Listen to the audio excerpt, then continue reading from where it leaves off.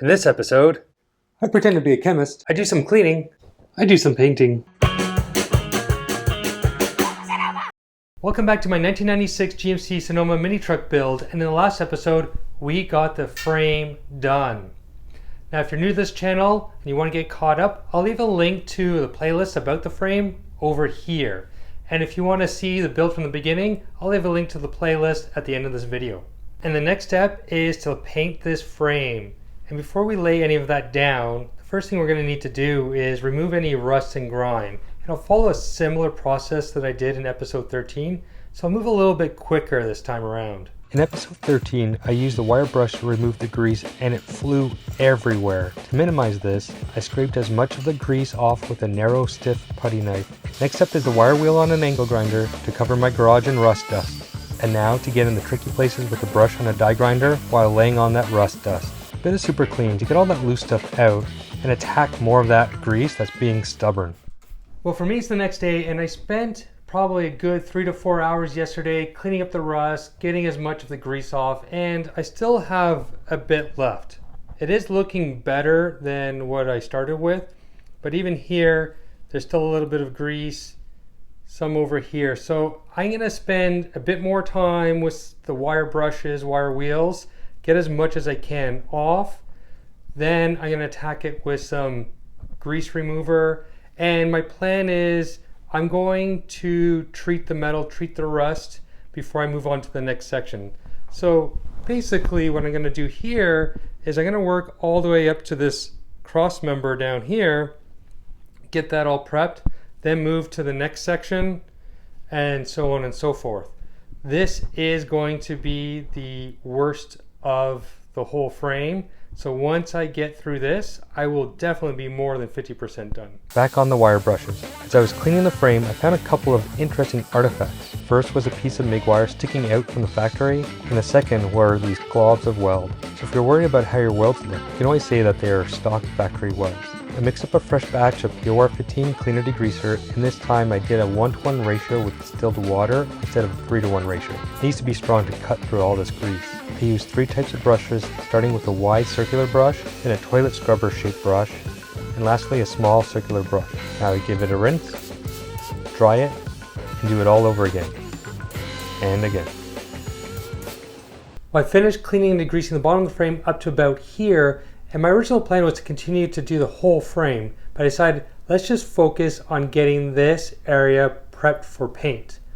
So after basically using 3 different brushes and cleaning it 3 times, basically cleaning some of the areas 9 times, I then blew everything out with air, and the air line I'm using goes through a dryer, making the air coming out very dry, which actually ended up helping dry out the frame. They go back with a heat gun just to make sure everything was completely dry for the next step, which I decided to use panel prep again. This way I can make sure that everything is as clean as it can be before the next step, which is spraying on the metal prep, letting it sit for about 20 minutes, rinsing it off, and then I use the air line again to dry everything off, and that's where we are now. There are some areas that are more heavily rusted than others. Actually, there's some areas I was surprised that it actually did quite well with the metal prep, but some of the areas that are more deeper in, I did use the spray rust converter. I know in the last episode I said I wasn't completely impressed with it. I think part of that is I just didn't give it enough time to dry, and I was rushing to get the weld-through primer on so I could continue building the frame. So now, because I'm not going to be touching this area for at least a day or two, it'll give it enough time to dry.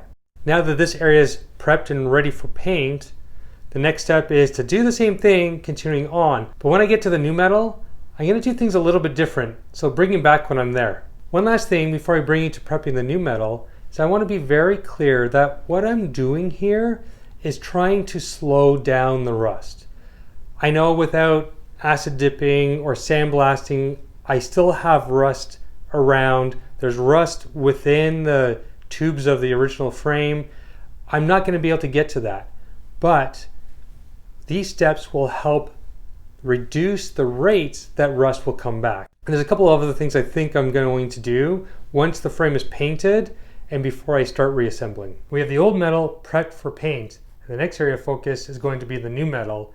And as I mentioned before, I'm going to treat this a little bit different.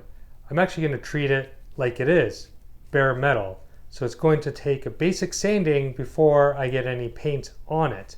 Now there's going to be some areas that are a little bit more difficult, along these mounts, where I'm probably going to do a little bit of cleaner degreaser, and it's going to be a little bit more difficult to get a sander in these areas, but I'm going to do the best I can.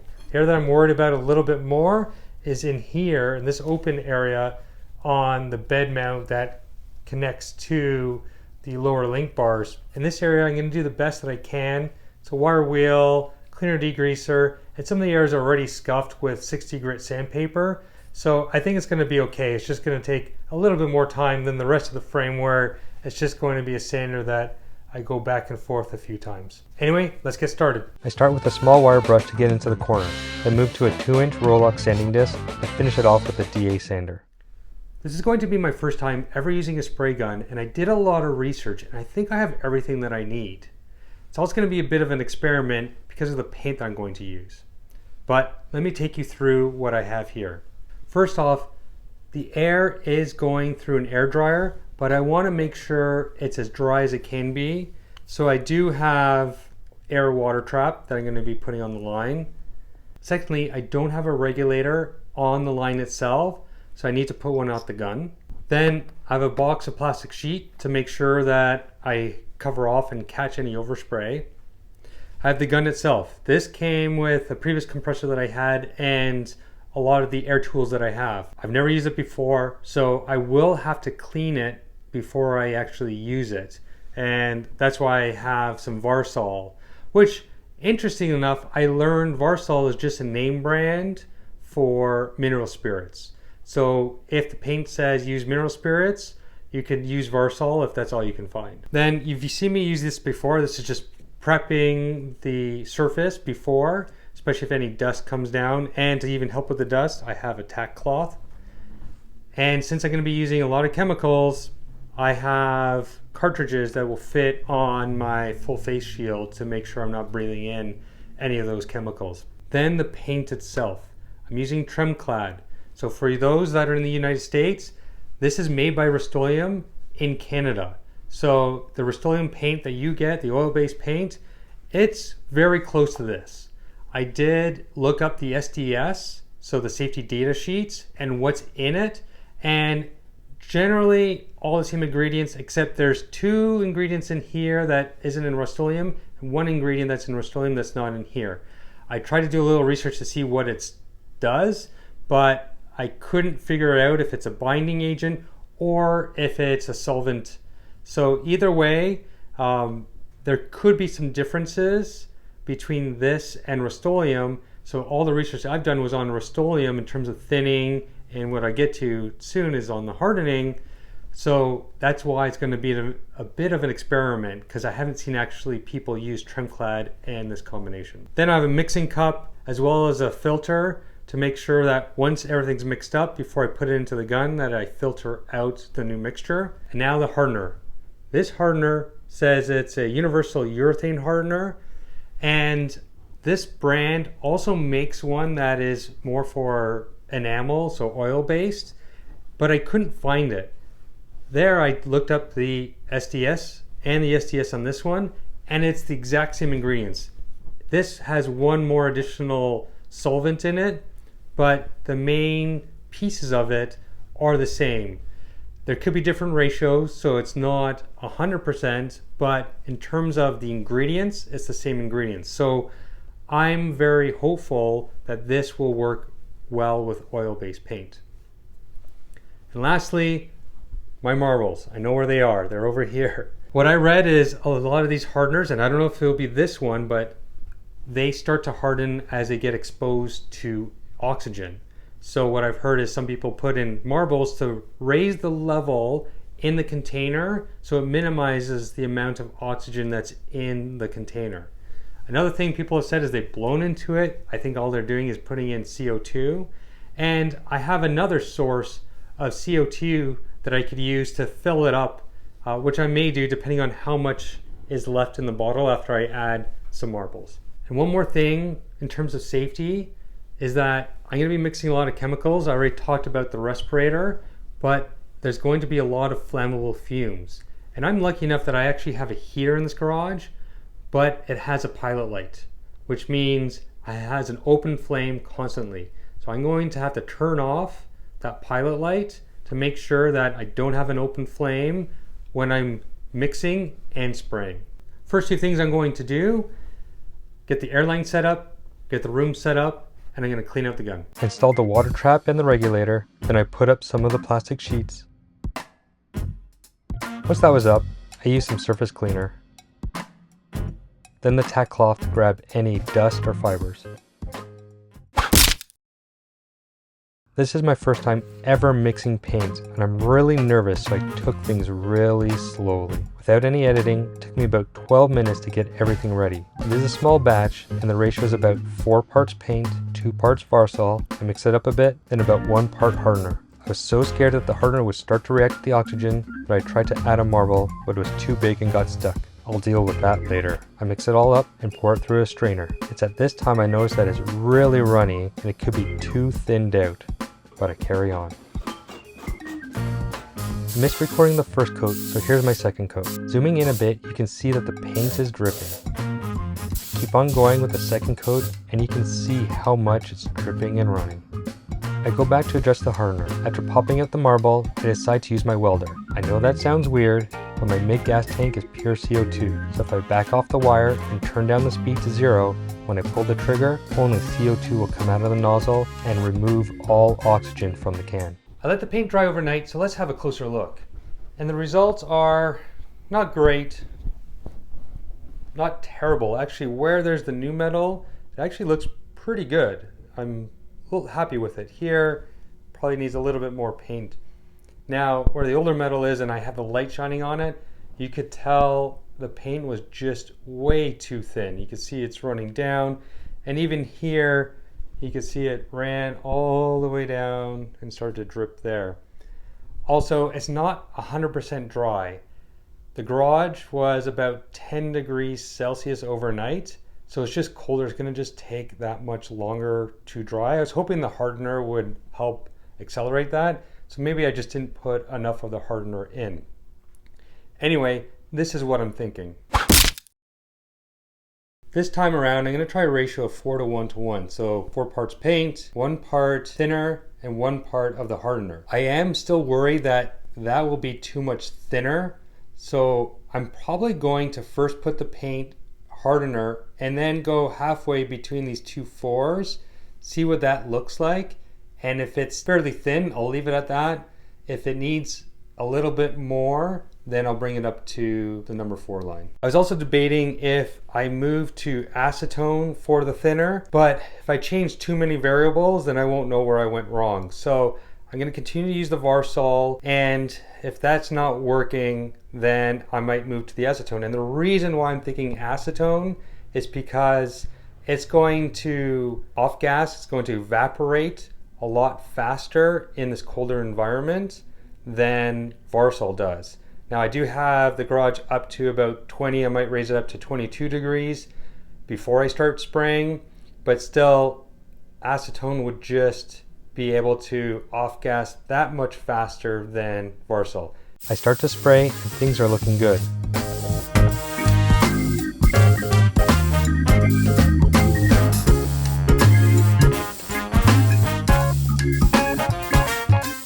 During the second and third coats, something wasn't quite right. It's the next day, so let's have a look at the paint. And at first glance, it looks a lot better. So you can see there's a lot more sheen on it. You can tell right here, this is what I sprayed the first day, the second day. And the reason why it has more sheen is that's the hardener. So I was wondering why this was flat. So even though it's semi-gloss, I knew it was going to be flatter black, but with the hardener, I expected it to bring in some shine. So this tells me I had the right amount of hardener with the paint that I used. You could tell there's a bit more texture. Now part of that is from the pitting of the rust, But if I even go here, which was new metal, you can see there's some texture there.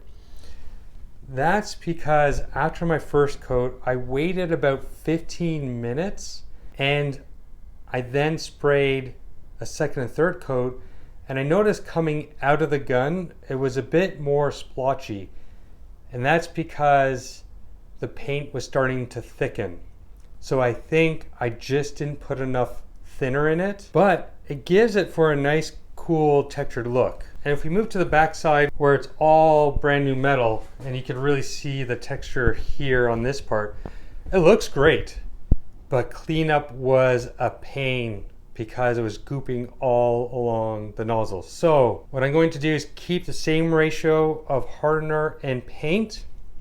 I'm going to increase the amount of solvent I use, and I think I'm going to experiment with acetone instead of Varsol. Since this paint is from my first attempt and sat for a couple of days, I want to make sure that the recoat sticks, and I sand it down lightly with 220 grit. Then some panel prep to clean up all the loose paint.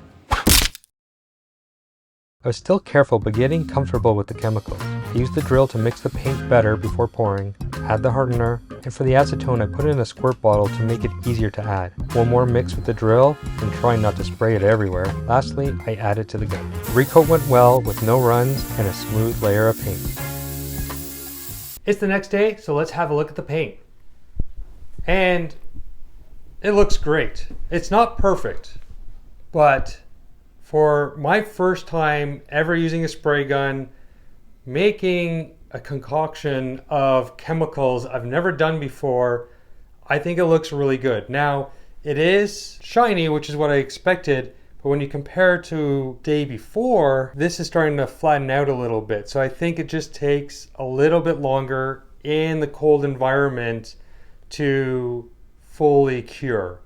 So I think after one more day, I'm hoping that it's going to look similar in terms of sheen to what I did previously. Overall, it looks great. I will come in here while it was drying and just stare at it, just because honestly, I'm just so amazed at how well this looks after what it did before with the grease, with the rust, and now it looks, at least from afar, factory fresh. Now I think I have the right ratio, but there's one more thing I want to do, which is clean out the gun, because in my second attempt, it was really gunky, whereas my first attempt where I had it very thin, it cleaned no problem. So I'm gonna do that and I'll come back and report in. I finished cleaning the paint gun and it wasn't that bad. Nowhere near as troublesome as it was after the second attempt. So I think it's the right mixing ratio, which is 4 parts Tremclad, 1 part of that universal hardener, and 1 part acetone. Now, I live in Canada, the whole country is low VOC. I think California is the same. So it might be different depending on where you live. If you live somewhere where you don't have to worry about low VOC, just follow what other people have put online about mixing Rustoleum. This mixing ratio works for me, works in this colder environment, and I like the finish. I like the texture, I like the evenness. So if you happen to live somewhere that has low VOC and similar products, I suggest trying this out. Now my next step is to get the frame down so I could clean up and paint the top and the sides, but it's gonna be about 3 days before I could have some help to come over. So I'm gonna spend some time, tidy up a bit, and see if there's some areas that I can do that will get me a little bit further ahead.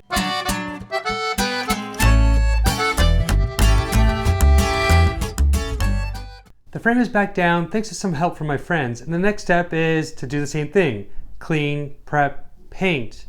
And my original goal was to have that all done and the frame painted for the next video, but I want to try to create some consistency, so every 2 weeks get a video out.